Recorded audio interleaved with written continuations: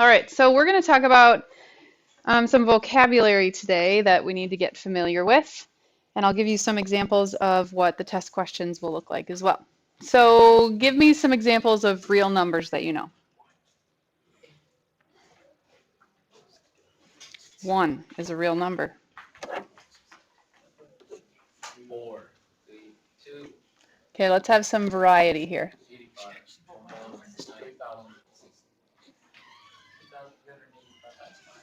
More variety. Negative 2.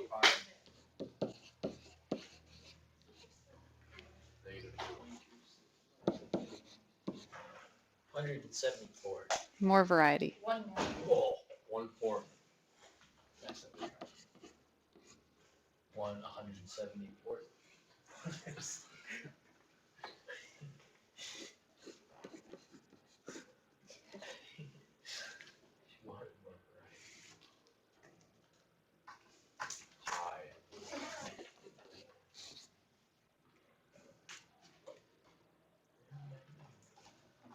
You get the picture? It's any number you could possibly think of. Okay? The opposite of a real number, an imaginary number, which we're going to talk about months from now. Okay? We are actually going to talk about that. So real numbers, they are all of the rational and irrational numbers, so we need to think about what the difference is between those two things. Okay? So what is a list of rational numbers? Give me an example. 6, 8, 10, More variety. 68.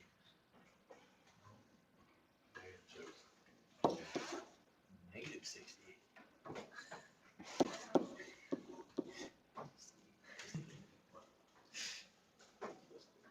More from this list up here. Negative 1 and 700.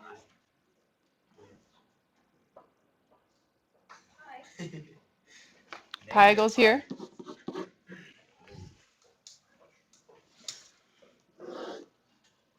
there's a line now.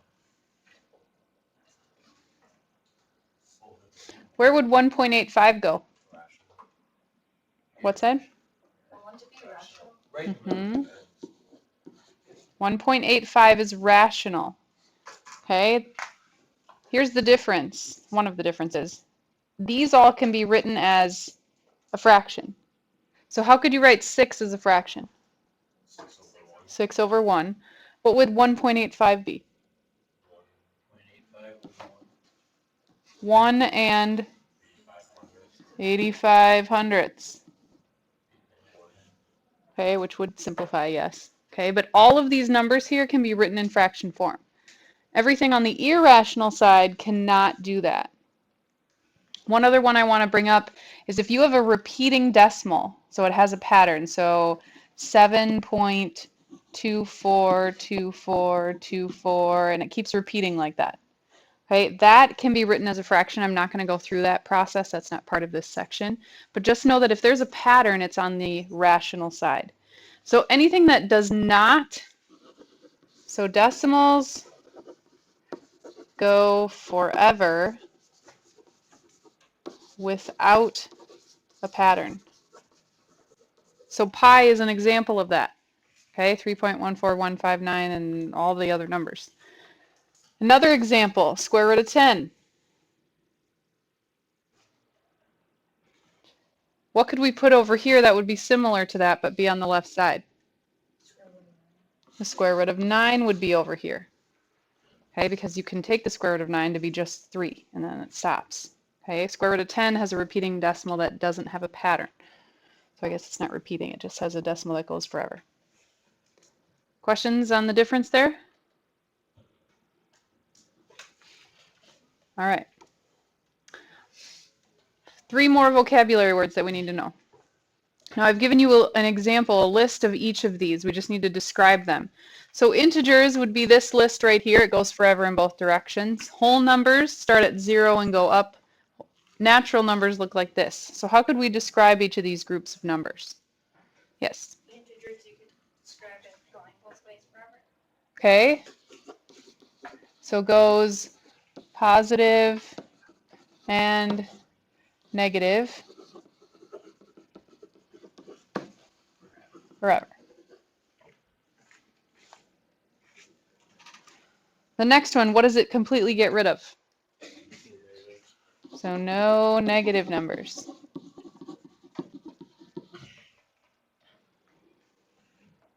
And what do we write for natural? So no negatives, no zero. The easiest way to remember which ones are the natural numbers is when you are little and you're learning how to count, you don't start with 0, you start counting with 1. Okay, so that's the natural way to start counting. Now each of these are a smaller and smaller group.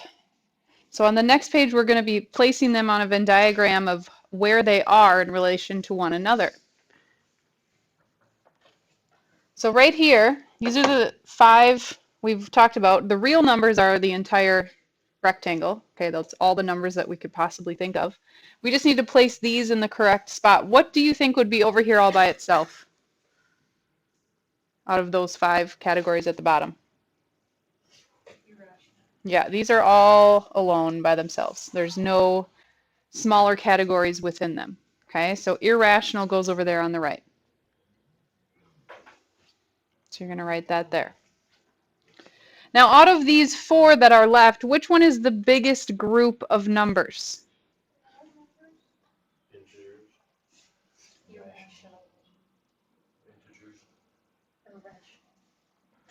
We've already used irrational, but I think you're on the right track. The rational numbers are going to be the biggest group because they include all of these down here, but they also include fractions. Okay, so 1/4 and 3/8 and things like that. Okay, out of the next 3, what's the biggest group?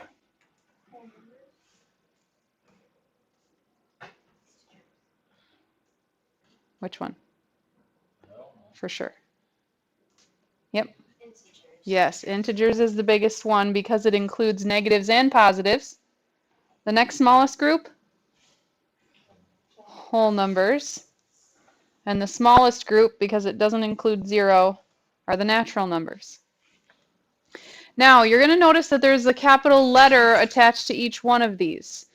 Some mathematician long ago, or textbook writer, I'm not really sure who, decided that that would be the shorthand version of each of these categories. Okay, so in textbooks, integers are referred to as Z. Not really sure why. Okay, Q is probably for the word quotient, I makes sense for irrational, and then W and N make sense for those two. So what we're going to do on the test, I'm going to give you a set of numbers. You're going to tell me what categories it falls into, and we'll do that on the next page.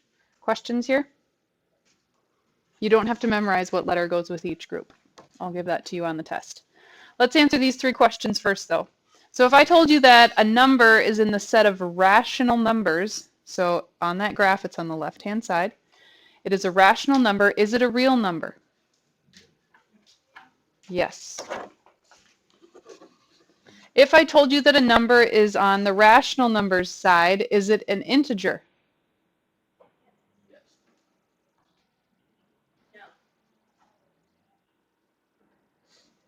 I heard somebody say it. Sometimes, or maybe, or not always.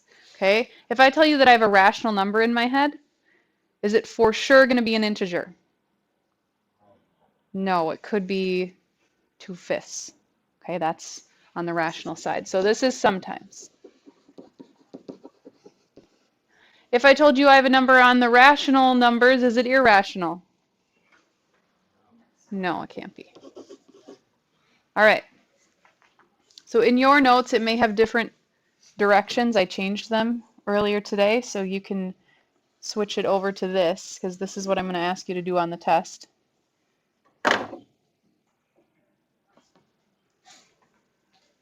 We're going to be categorizing each of these numbers with these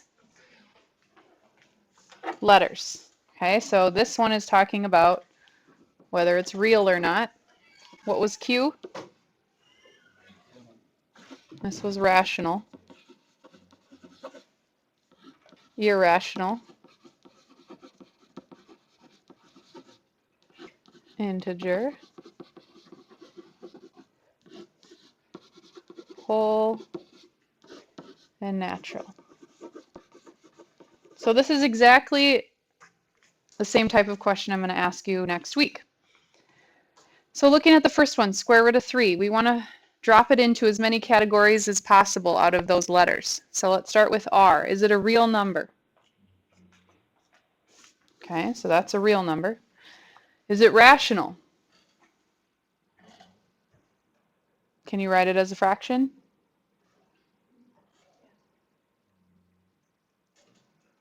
If you took the square root of 3 in your calculator, there's not going to be a pattern to that decimal answer, okay? Is this irrational?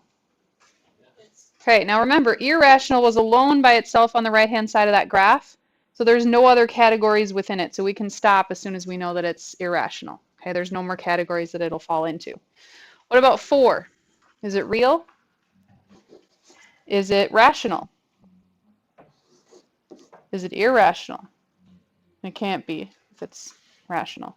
Okay, now we have 3 left. Integer, whole, and natural. Is this an integer?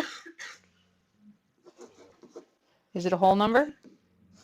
And it's also natural. Next one, 3/4. Is it real? Are all of these real?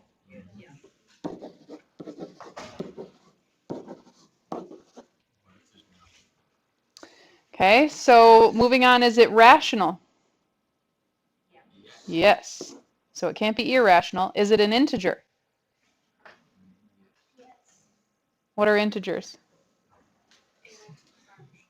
-2, -1, 0, 1, 2, 3, 4, 5. Okay, so it's not an integer. Is it a whole number? Natural? No. Okay, so we stop there. Point 3. Is it rational? Can you write it as a fraction? Yes. Yes, what would it be? 3/10. Okay, so that is rational. Is it an integer, a whole number, or natural? No. Okay, remember integers have negative numbers included. These start with 0, and these start with 1. Okay, next one. Is it rational? I'm hearing yeses, that's good. This is the same thing as 4, so it's going to have the same list as this other one over here. So Q, Z, W, and N. I'm going to have you guys do the last 3. I'll give you 30 seconds and we'll see if our answers match. So list the letters underneath each one.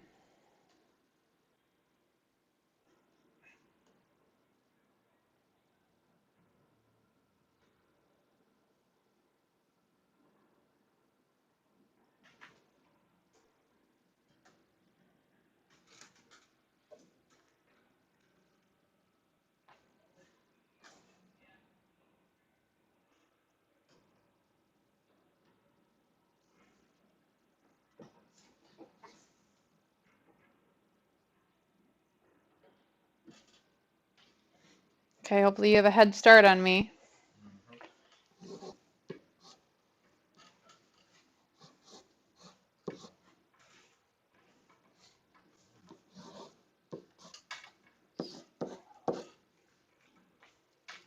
Do you agree? Hopefully. Any questions on those before we move on?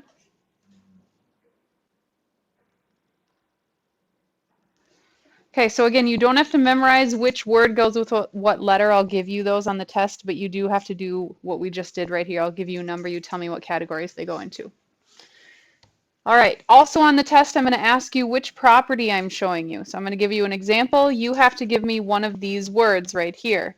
Another one that's a possibility is distributive, and I'll talk about all of these. Okay, this one right here, commutative, just means that you can, what does commute mean? It's another way to say commute.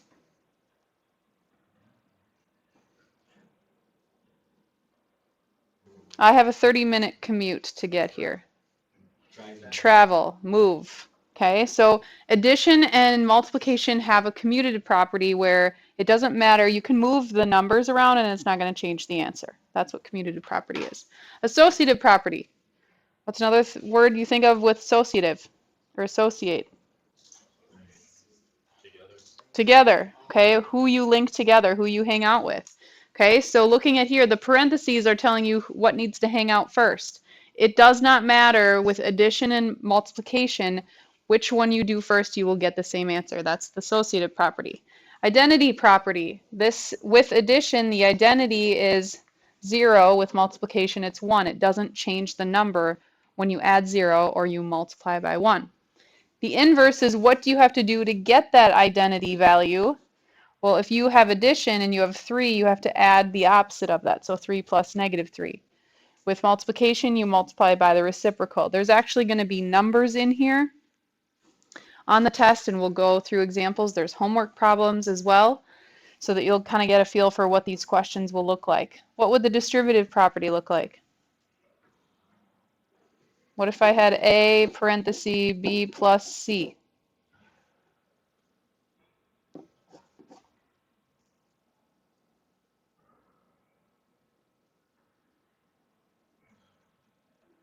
What does the distributive property tell you to do? AB plus AC. Perfect. That's the distributive property.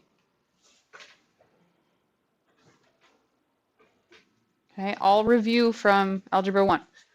Questions before the last page? All right.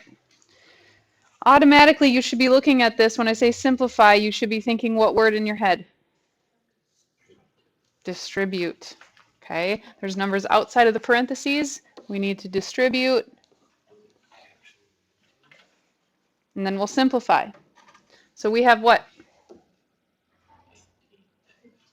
15x plus 30y, dusting off those brain cells here, plus 8x minus 36y. Okay, what's the math phrase that I'm looking for next? What are we going to do? Combine like terms. Awesome. How many x's do we really have?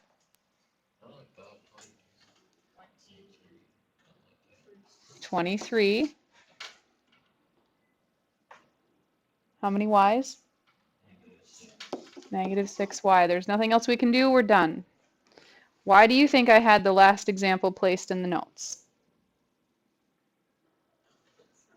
What do you think kids often forget to do?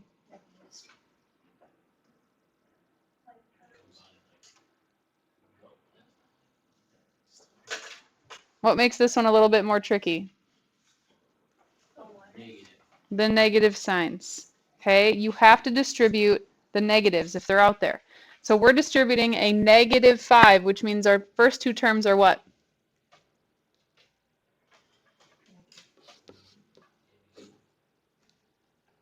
Negative 40x plus 10y plus 24x, good, plus 12y. You are distributing a negative 4. Watch for those negative signs. Okay, now when we combine these, how many x's do we really have? Plus 22y. So you have all of the examples of the homework problems given to you right here in the notes. Are there questions on any of them?